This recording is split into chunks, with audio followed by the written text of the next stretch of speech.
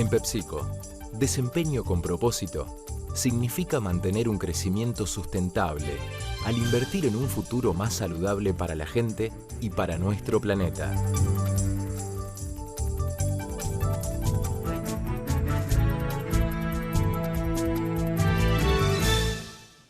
Bienvenidos a Consumo Respeto, un espacio dedicado a los derechos de los consumidores.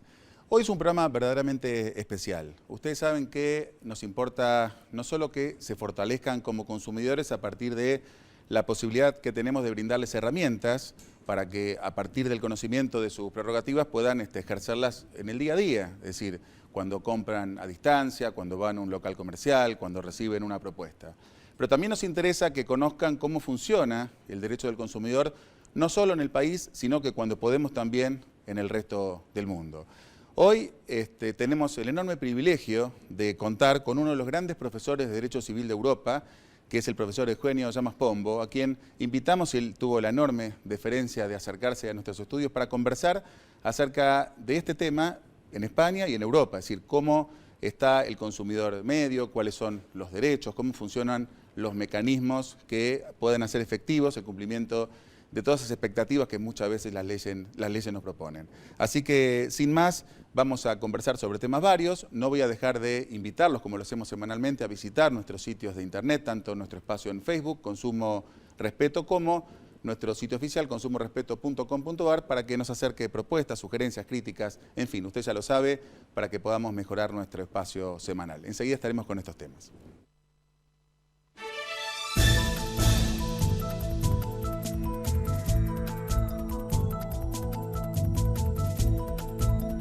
Crecer es brindar oportunidades.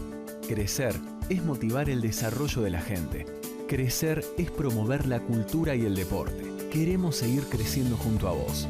Banco Ciudad. Te quiere ver crecer. 0822 20400. bancociudad.com.ar. Para mí Salta es el verde, el marrón, el colorado, el blanco, el azul. Para mí Salta es la calidez de un poncho, esa que sentís en el abrazo de su gente. Para mí Salta es una canción, acompañada de un buen plato y un gran vino. Para mí Salta es descubrir en cada momento una experiencia nueva. Para mí Salta es una provincia llena de provincias y siempre te estamos esperando. Salta, tan linda que enamora.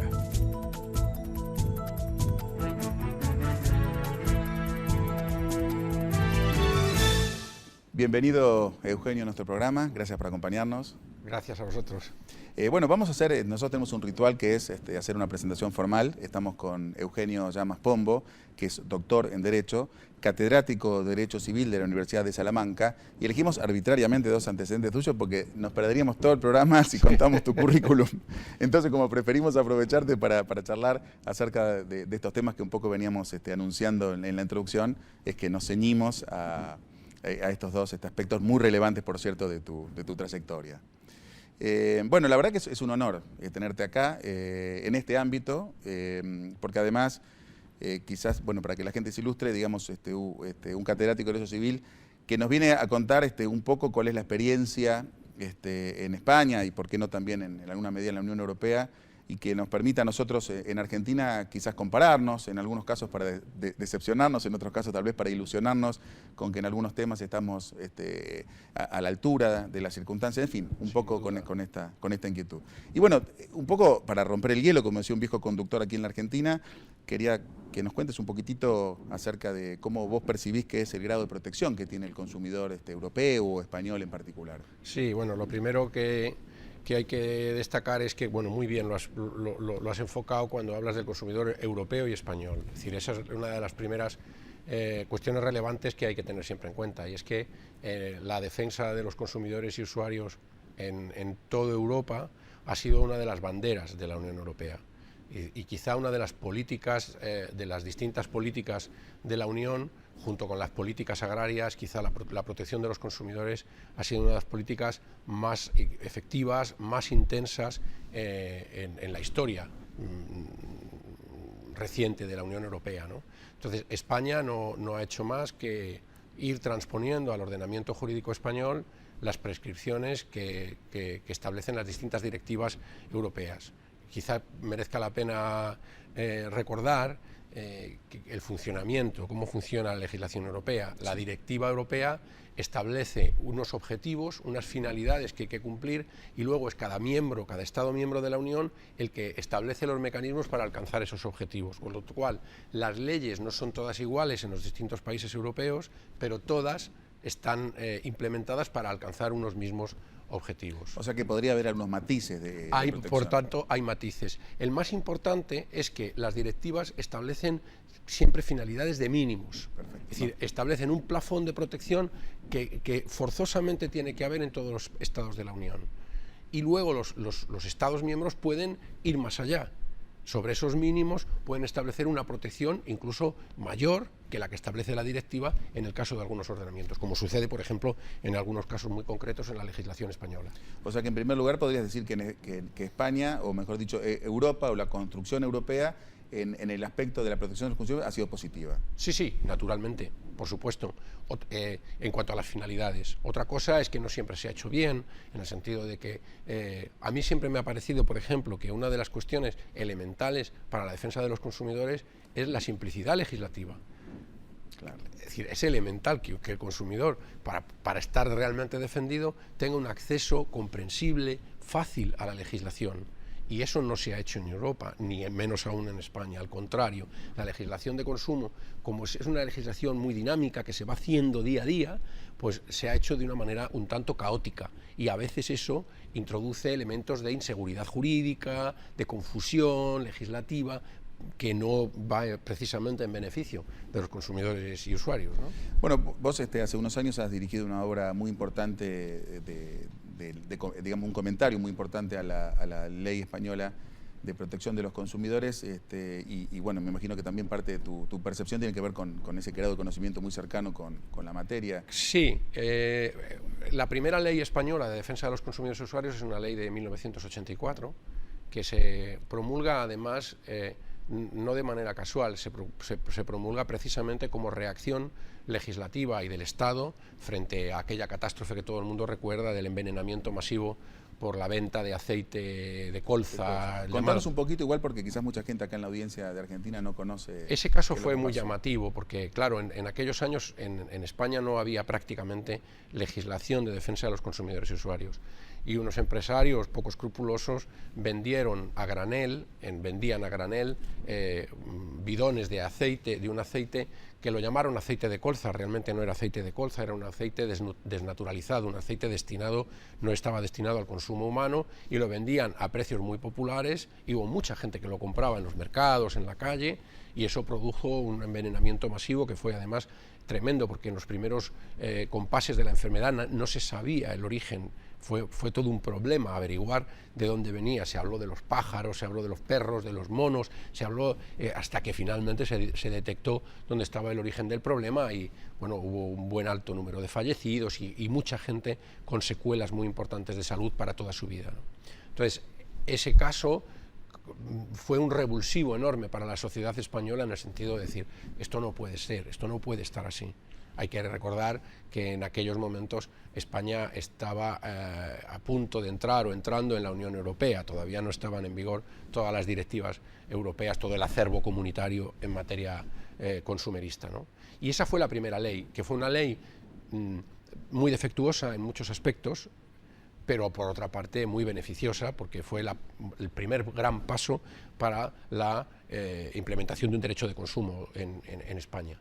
Luego, ya de la mano de la legislación comunitaria, que entró en bloque, el acervo comunitario entra de golpe en vigor el día que España se incorpora a la Unión Europea, pues claro, la legislación española tuvo que irse adaptando a todas esas directivas donde estaban pues las más importantes, la directiva de productos, de responsabilidad civil por productos defectuosos, por ejemplo, o por ejemplo toda la protección en materia de juguetes, hay toda una protección importantísima.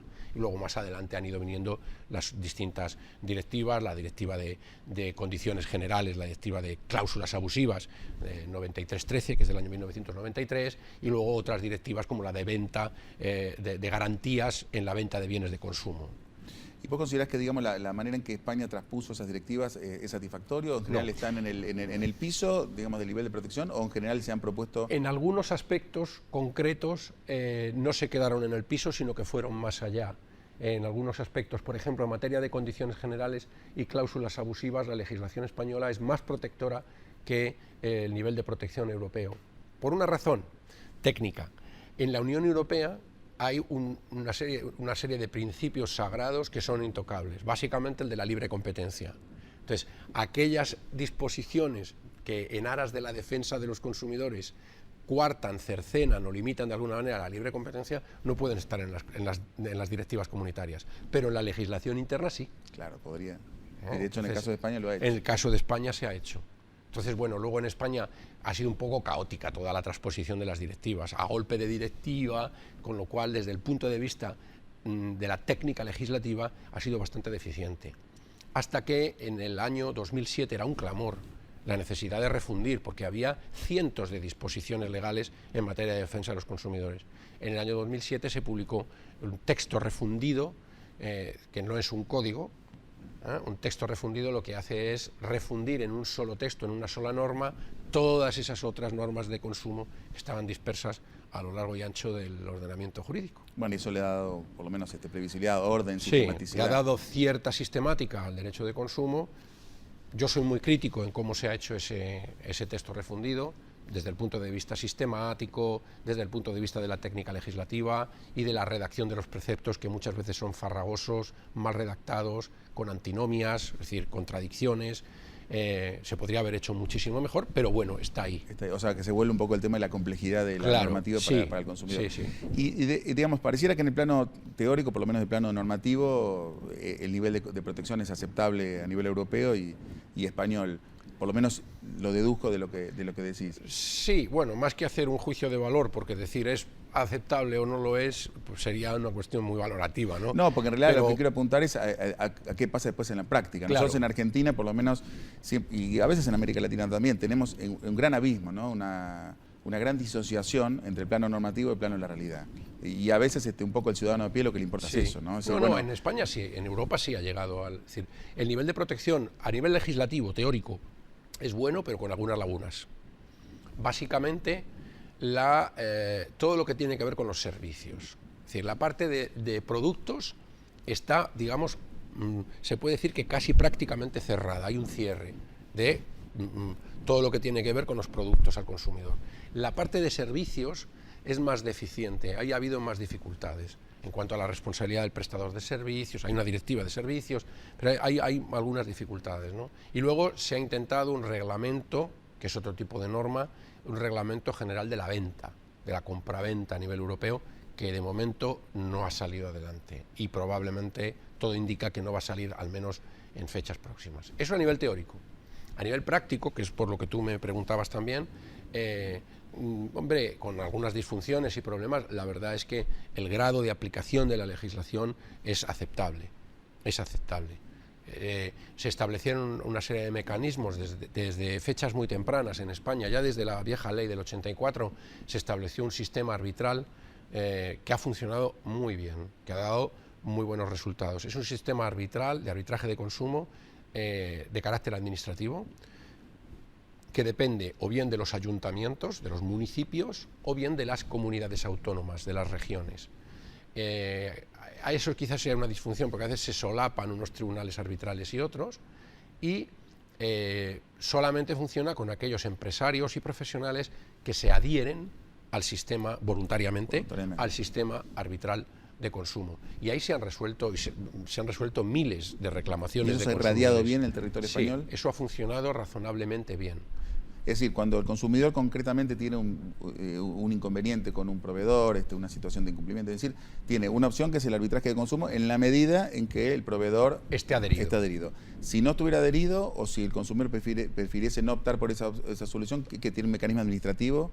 No, decir, puede acudir a la vía judicial. Directamente. Si hablamos de la iniciativa del consumidor. Sí. Otra cosa es la acción administrativa. La acción administrativa es que hay una serie de organismos. Hay un Instituto Nacional del Consumo a nivel estatal y luego hay direcciones regionales por las comunidades autónomas de consumo y también las OMICs, las oficinas municipales de información al consumidor. Es decir, todo es una red de funcionarios que hacen la acción administrativa a denuncia de los particulares, en muchos casos, pero también de oficio y con un servicio de inspección que velan por el cumplimiento de las disposiciones administrativas. Ahora, supongamos que yo compro una licuadora y no funciona. Entonces voy a hacer un reclamo y no me prestan atención. Bueno, mire, vamos a imaginar que el comerciante es inescrupuloso, el proveedor. Yo hago una denuncia en el ayuntamiento. Digo, mire.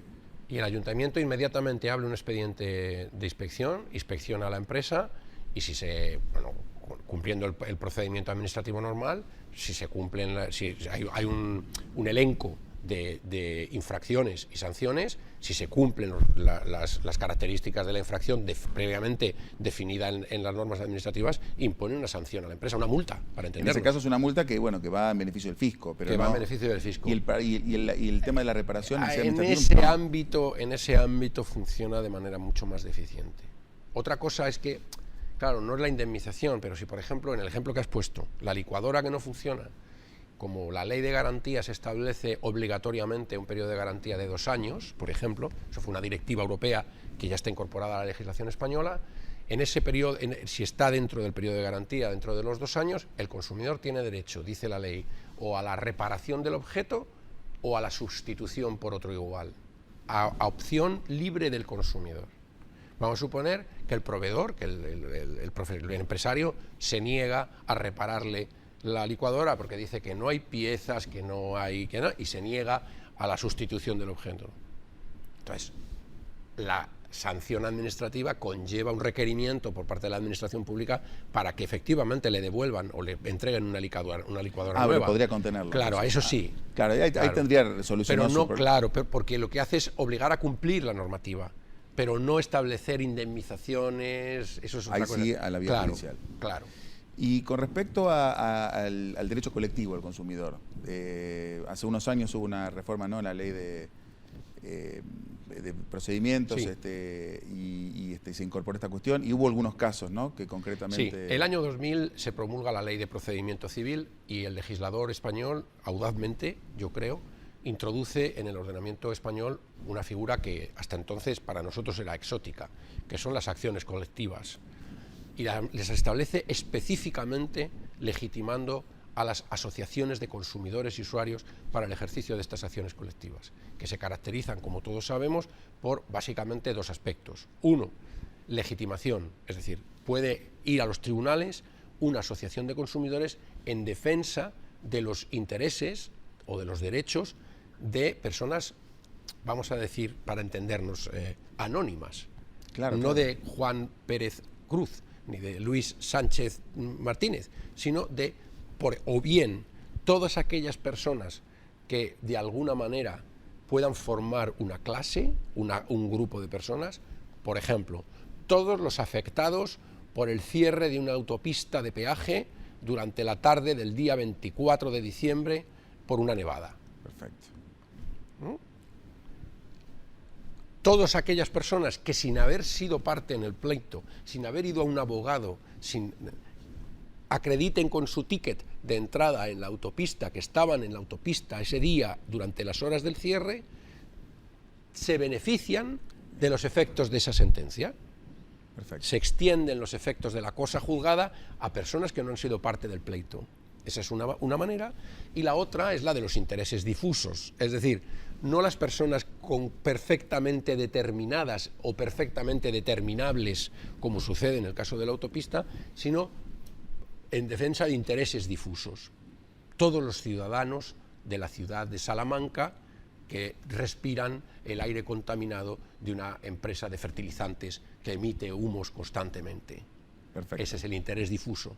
Unas y otras, perfectamente delimitadas, están en la ley de enjuiciamiento del año 2000. Y posibilitan que estos legitimados actúen en representación de los intereses colectivos o difusos de los ciudadanos, de los consumidores. Y digamos, en la práctica ha habido casos que uno puede decir, bueno, esto es esperanzador. Sí, ha funcionado. No demasiado, pero ha funcionado. He puesto un ejemplo real. El de la autopista. No el de Salamanca. No, pero el de la autopista es un ejemplo real, en el que yo estuve afectado, además, concretamente. Aparte de mi experiencia en Salamanca, es que el aire es fantástico, se respira muy buen aire. Se respira un ambiente maravilloso. Ese es un caso real, por ejemplo. Ha habido muchísimas acciones colectivas en reclamaciones frente a los bancos. Es quizá el ámbito donde mayores acciones colectivas... Y ahí con contenido patrimonial. Siempre, con contenido patrimonial. Para la nulidad de determinados contratos, por ejemplo, para la nulidad de determinadas cláusulas abusivas en los contratos. Bueno, sería técnicamente un poco más largo de explicar, porque realmente las acciones colectivas, antes de la ley de enjuiciamiento, ya estaban en España, desde la ley de condiciones generales. Es decir, para la lucha contra las condiciones generales, o bien... Había herramientas. Había ya unas herramientas colectivas en la ley de condiciones generales. Pero esto, bueno, como que le viene a dar un... Lo que pasa es que esto le amplió el ámbito de aplicación de las acciones colectivas, ¿no? Bueno, eso es ampliamente... Con carácter general, diríamos, para proteger todos los intereses colectivos y todos los intereses difusos. Y Eugenio, si a modo de cierre, digamos, alguna apreciación personal tuya acerca de, ¿cuáles son los últimos temas más relevantes que se han incorporado al derecho al consumidor? Y en todo caso, si vos considerás que hay algún déficit demasiado importante como para marcar o para señalar. Sí, bueno, realmente diría que afortunadamente para los juristas, porque hemos tenido unos años donde había una reforma detrás de otra. Recientemente solamente ha habido una reforma de corte menor. Se ha reformado el texto refundido de 2007 en materia de ventas a distancia y ventas fuera de los establecimientos mercantiles. Había una doble regulación que no tenía ningún sentido. Por una parte había unas normas que regulaban las ventas a distancia, o sea, todas las ventas que se realizan por correo, por catálogo, por teléfono, y por otra parte estaban las denominadas ventas fuera de los establecimientos mercantiles, que incluían también las ventas en ferias, en mercados, etcétera, ¿no? Se ha unificado. Entonces se ha unificado toda esa legislación por virtud de una directiva comunitaria y se ha incorporado al texto refundido en 2007. Y ahí aparecen los principales derechos similares a los de Argentina, supongo que el plazo de arrepentimiento. Se ha ampliado últimamente el plazo de arrepentimiento, en fin, se ha hecho el cierre un poco en ese sentido. Hasta ahí está todo, yo creo que razonablemente bien. Se podría mejorar técnicamente, sistemáticamente, pero sustantivamente yo creo que hasta ahí está bastante bien. Sigue faltando todavía una regulación en profundidad de los servicios. Ahí habría un déficit. Y con respecto a la cuestión de los desafíos, ¿te parece que debería estar más centrado en los mecanismos de efectivización de los derechos o en la cuestión de la consagración de nuevos derechos?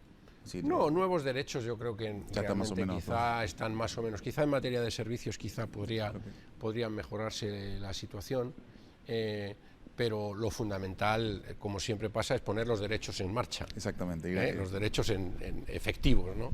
Y que no queden en la legislación. En ese sentido, bueno, los tribunales de justicia están haciendo una labor importante estos años de crisis económica, crisis financiera, además, ha habido una avalancha de reclamaciones de consumidores frente a los bancos, fundamentalmente, y entidades financieras. Muchas de ellas han prosperado. El Tribunal Supremo, español, la Sala Primera, ha hecho una labor muy importante, audaz, en la aplicación de los derechos de los consumidores y yo creo que es un buen camino, ¿no? Eugenio, muchísimas gracias por habernos acompañado. Gracias por estar acá. Gracias.